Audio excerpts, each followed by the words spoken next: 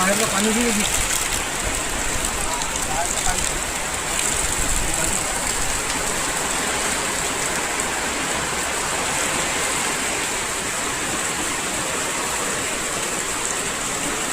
नमस्कार, मी राहुल ढोके, वाशिम नगर परिषद कंत्राटी कामगार व माझे सगळे सहकारी मित्र आम्ही इथे 11 तारखेपासून उपोषणाला बसलेलो आहोत।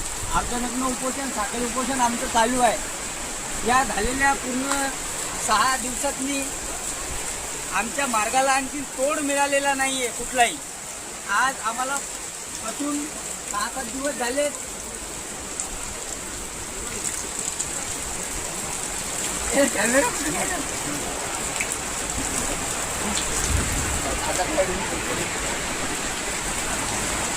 आज आम्हाला बसून 6-7 दिवस होऊन राहिले, पण कुठलीही प्रशासकीय कारवाई